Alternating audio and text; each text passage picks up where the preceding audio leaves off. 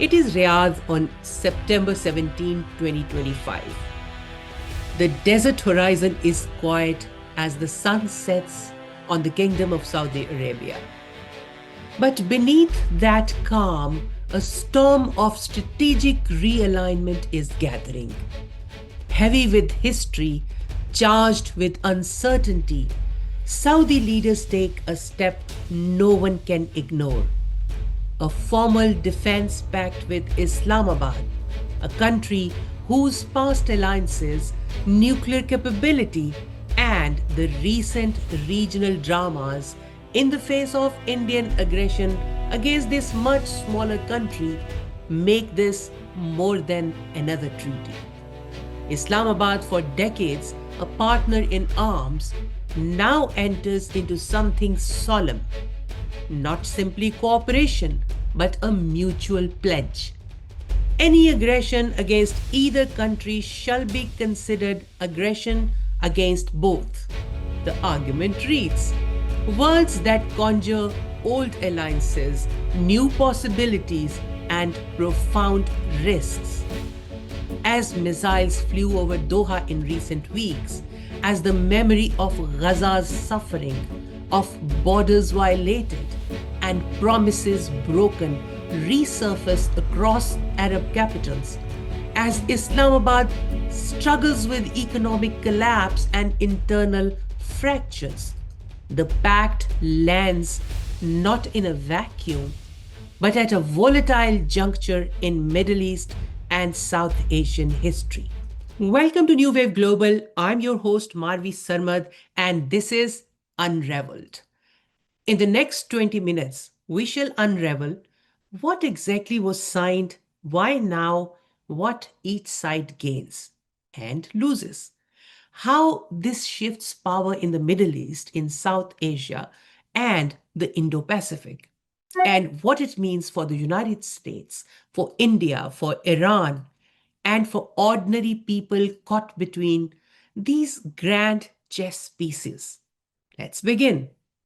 So, first of all, the pact, what it is and what it isn't. About the core terms, as you know by now, on September 17, Pakistan and Saudi Arabia inked a strategic mutual defense agreement in Riyadh.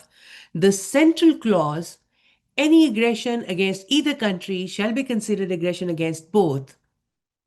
It contains commitments to expand defense cooperation, strengthen joint deterrence, use all military means deemed necessary, as it says, depending on the threat. But what it does not say: there is no explicit mention of nuclear sharing. That is a formal nuclear umbrella under Pakistani nuclear forces for Saudi Arabia. Experts warn that while the language is strong, the treaty is ambiguous enough to leave much unsaid. It does not define precisely what threats count as aggression, nor does it outline specific response mechanisms or force posture. These will be crucial elements in practice. Now, let's have a look at the historical roots. This is not a sudden alliance out of thin air. Pak-Saudi defense ties go back decades. Pakistani troops have trained Saudi forces, advised, and been deployed in limited roles for holy sites and border defense. What is new is formalization, treaty-level wording, joint deterrence language, collective defense framing. This is more permanent, more visible, and more strategic. What about timing and catalysts? The pact follows closely the Israeli strikes in Doha less than 2 weeks ago, targeting Hamas leaders during the ceasefire talks, an event that alarmed Gulf capitals about both security, vulnerabilities, and the perceived limits of US protection. Gulf states' growing skepticism of US reliability cannot be ignored. So can't be the broader regional spillovers from Gaza war, the need for deterrence in light of drone and missile threats from, for example, Yemen's Houthis and Iran-aligned actors, have all pushed Riyadh to seek more binding guarantees. Talking about Saudi motivations and ambitions, now, first thing that comes to mind is diversification of Saudi partnerships. Saudi Arabia has long relied predominantly on the US security umbrella, but rising doubts over what Washington will or won't do if Iran escalates or Israeli operations extend are pushing Riyadh to hedge. A formal pact with a country that has nuclear capability and a history of standing with Saudi regimes is part of that hedge. Then there is deterrence at multiple frontiers. The threat isn't just ideological or rhetorical, it is concrete. Ballistic missiles from Yemen, drone incursions, Iran's expanding influence via proxies. For Saudi Arabia, the defense pact sends a signal uh, to multiple actors that we are not alone. Attacking us has broader consequences. And number three is uh, obviously domestic legitimacy and regional prestige. For Saudi leadership, bolstering defense posture also plays well domestically, showing strength, sovereignty, and regionally reasserting Saudi Arabia's role as a leader among uh, Sunni states. The symbolism of signing with Pakistan, the most populous Muslim nuclear state, it is significant, to say the least. And then maintaining balance with other relationships. See the text. Saudi Arabia has been developing its relations with India. It wishes to avoid full alignment that puts those newer ties at risk. Hence, in the statement, different statements that Riyadh has given, Riyadh insists the pact is not directed at any particular country. But analysts note that in diplomacy, timing, and posture, some targets are implied. Now, let's have a look at Pakistan's gains, calculus, and risks. So, first and foremost, obviously, it's leverage and strategic restoration. Pakistan enters this pact with something to prove and something to gain. After periods of economic crises, economic and political, external debts, IMF pressures, often criticized as weak, Islamabad now secures a visible commitment from a major Gulf power. This raises its diplomatic weight and may unlock further aid, defense contracts, and perhaps an enhanced role in regional security among Muslim states. Secondly, nuclear ambivalence and deterrent value.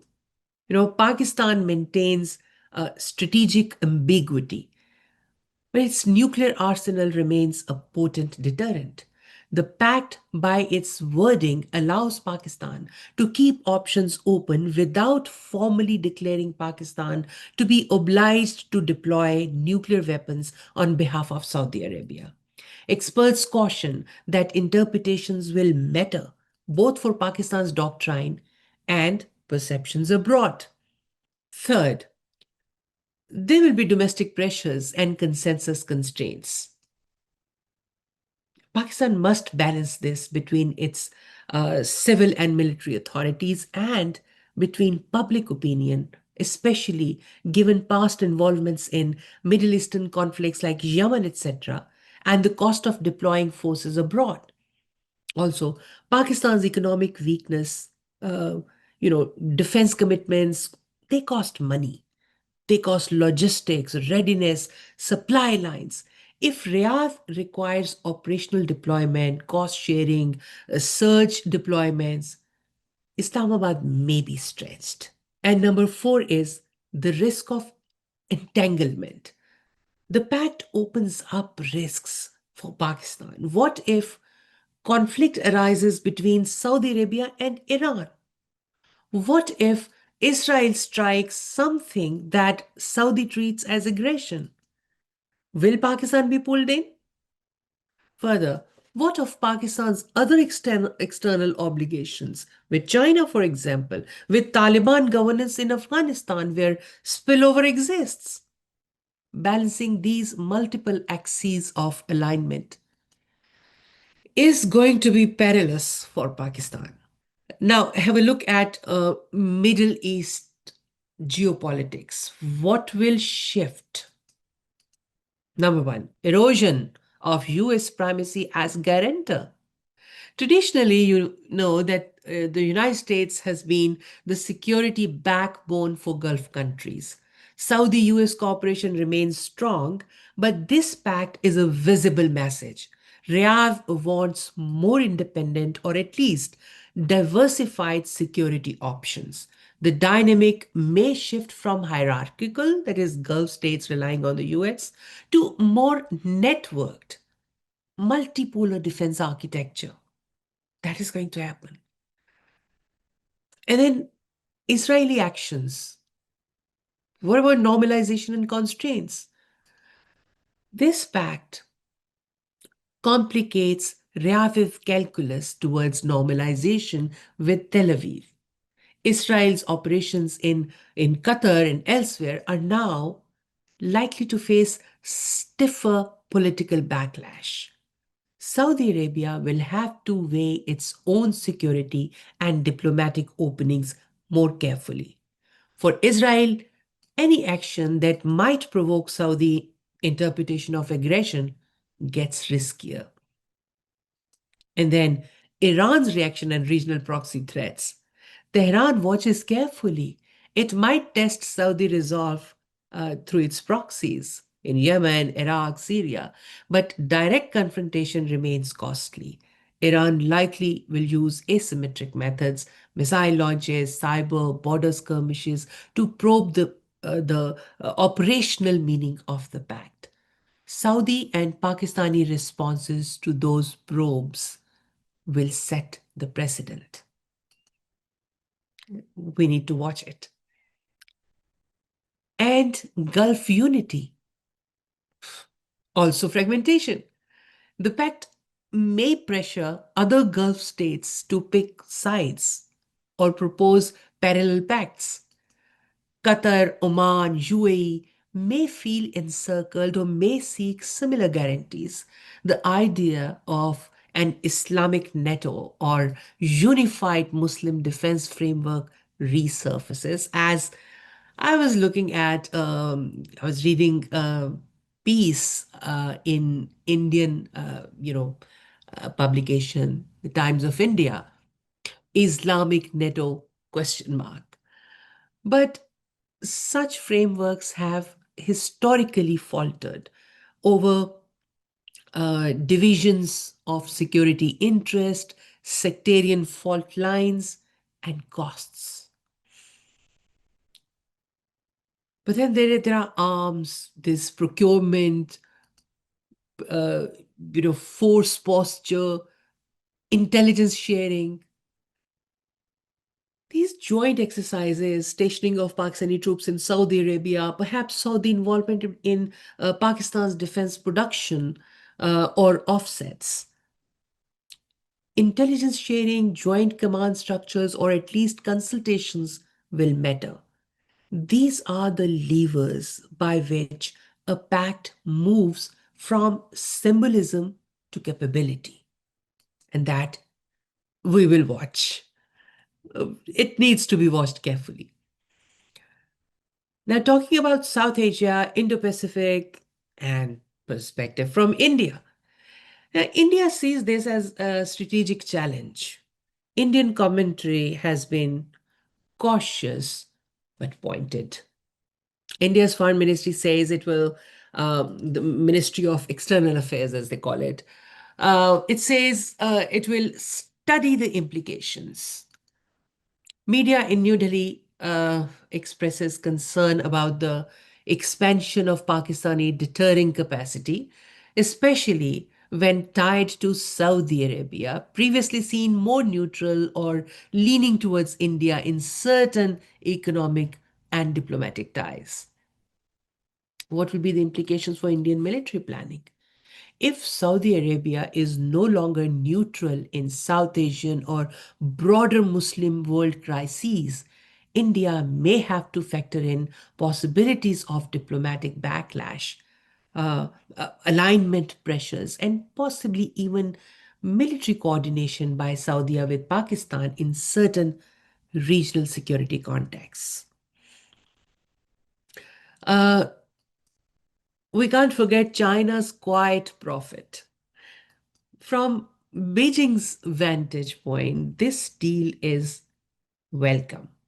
Pakistan strengthened, Saudi hedging away from complete dependence on the US. Both align with Chinese interest in a US, light Indo-Pacific.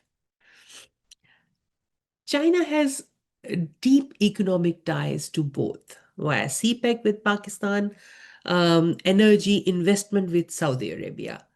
The more Pakistan and Saudi Arabia are assertive, the more leverage China gains without direct confrontation. So it must be on cloud nine. Uh, Talking about South Asia's fragile interdependencies, that's important. Consider points of friction: diaspora trade, remittances, pilgrimages, labor movements. If tensions increase between Saudi Arabia and states like India, or if Saudi posture forces countries to take sides, civilians often bear the cost.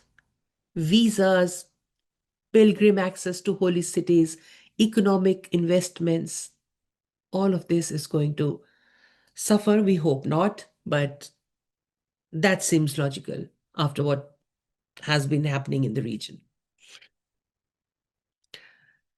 Now, US Pakistan, US Middle East relations. American reaction and recalibration um, has to be looked at. Washington will likely voice concerns, especially over potential nuclear ambiguity. Politically, in the US, Congress and the State Department will demand clarifications. What does aggression mean? Will Pakistan's nuclear forces be asked to protect Saudi Arabia, etc.? Analysts warn that US non proliferation and counterterrorism policy may be tested. Another challenge that US might have will be keeping counterterrorism intelligence cooperation alive. Even with the pact, the US and Pakistan have overlapping interests in Afghanistan stabilization, counterterrorism, anti terror finance. It is unlikely those ties will break, but US demands over transparency, over control of shared intelligence, they might increase. And then US credibility in the Gulf is another factor to watch. For Gulf allies, this pact is a reminder that US might not always shield partners when conflicts or escalations happen. If Washington is seen as tolerating Israeli actions in the Gulf without pushback or failing to deter Iranian influence, its regional standing may weaken further. If US remains committed to Israel or has forward bases in areas like Qatar and does not shift posture visibly, analyst worries include miscalculation in crisis. If Saudi or Pakistani interpretations of ambiguous actions lead to military mobilization or preemptive stances, diplomacy will need to keep pace and peace. And then India, Pakistan, Middle East expert views. We can't miss that. There have been quite a few perspectives coming from Indian, Pakistan, and Middle Eastern press. From Pakistani press and analysts, uh, Pakistani voices, in Islamabad call the pact overdue and necessary. Some commentators say it restores dignity to Pakistan's foreign policy, that Islamabad is no longer peripheral but central in Gulf defense. But there are concerns also: cost, risk of being dragged into conflicts beyond Pakistan's capacity, etc.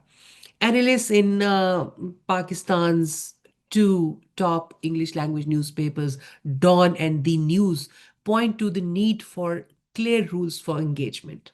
Coming to Indian sources, the Times of India's Islamic Neto piece highlights fears that the pact could shift Arab public sentiment, complicates India's diplomacy in the Middle East. Israeli publication, on the other hand, for example, the Jerusalem Post, note that Israel will now need to plan more cautiously. Middle Eastern perspectives, reported by Al Jazeera, that the pact shows Saudi is still investing in Pakistan despite Islamabad's economic troubles as a signal of strategic depth. Arab analysts warn of potential proxy escalation from Iran, but also see this as Saudi trying to reassert its leadership in Arab Muslim security circles. Now, the global strategic voices, the Balfour Center's Rabia Akhtar in Beyond the Hype, Pakistan Saudi Defense Pact is not a Saudi nuclear umbrella, warns that popular imagination may overstate nuclear guarantees. The real test will be in definition and implementation. If we are going to go forward with this, let's play out different scenarios. Let's imagine three plausible scenarios over the next 12 to 24 months to see how this pact could play out and what we must watch. Number one, deterrence works, the escalation remains minimal. Saudi Arabia and Pakistan define the parameters. Aggression denotes missile strikes, state actor attacks, joint intelligence cells established, etc. Pakistan stationing forces in Saudi Arabia for air defense can also be a possibility. Then Iran moderates operations near the Gulf. Iran tests boundaries but is deterred. US adapts by increasing diplomatic engagement with Saudi Arabia, perhaps offering reassurance to avoid being sidelined. That can be one scenario.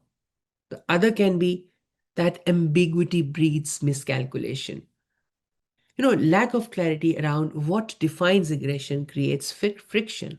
A drone or missile strike that Saudi Arabia sees as aggression, but Pakistan hesitates to respond militarily or even publicly. India misinterprets Saudi posture, raises alert, leading to diplomatic crisis. Iran launches proxy actions, and Saudi-Pakistan cooperation is slow, raising internal criticism in both capitals. You can imagine what is going to happen in that uh, kind of Middle East and South Asian region. And the third scenario is uh, entrapment or spillover conflict. You know, in this scenario, this particular pact is invoked. Perhaps Saudi Arabia is drawn into a wider confrontation with Iran, or Israel hits a target in Saudi territory or perceived as attack on Saudi interest. Pakistan finds itself obligated by political pressure to respond, possibly even militarily. The US is asked to act or forced to choose sides more explicitly, risking rupture in relationships. Nuclear ambiguity becomes dangerous. If adversaries assume Pakistan's nuclear forces will protect Saudi interests, escalation risks increase dramatically. Beyond power, beyond states, we must ask, what are the costs in human, democratic, and legal terms? Do these defensive pacts reduce incentives for diplomatic conflict resolution, for regional mediation, or do they encourage states to rely more on military might and posturing than negotiation? What about the risk to ordinary people? Conflicts in the Gulf and South Asia already displace, kill, and silence dissent. If escalation occurs, civilians may face the worst. Also, on non-proliferation and nuclear ambiguity, it may lead to more states believing they can rely on extended deterrence without formal treaties, raising the risk of arms races, surveillance escalations, lack of transparency. As a secular feminist um, commentator, I would ask, who gets to decide the thresholds? What oversight is there? How transparent will collective defense mechanisms be? How much say will parliaments, media, civil society have as Saudis and Pakistanis push hard for control of narratives? At the strike of dawn on September 17, Saudi Arabia and Pakistan chose not just to sign a pact, but to redraw part of the map of Middle Eastern and South Asian alignment. Not all borders are geographic. Some are alliances, ambiguities, deterrence, trust, and fear. For Saudi Arabia, a bet on strategic autonomy, a recalibration of who protects whom. For Pakistan, a chance at renewed influence, but also risk. For India, Iran, the US, new variables, new pressures, new scenarios. And for the world, a reminder that alliances are not static. That when peace feels distant, people turn to treaties, posts, and postures. How this pact will age depends less on what we said, because grand words are easier spoken than on what is done. How the definitions are drawn, the red lines drawn, the calamities avoided, whether deterrence holds, whether diplomacy can keep pace with the guns that are now more closely locked together. We will watch. We will demand clarity and we will hope always that peace, not just security, is the work this pact fosters. Thank you very much for tuning in and remaining with us till the end. Have a good one. Till next time. Bye bye.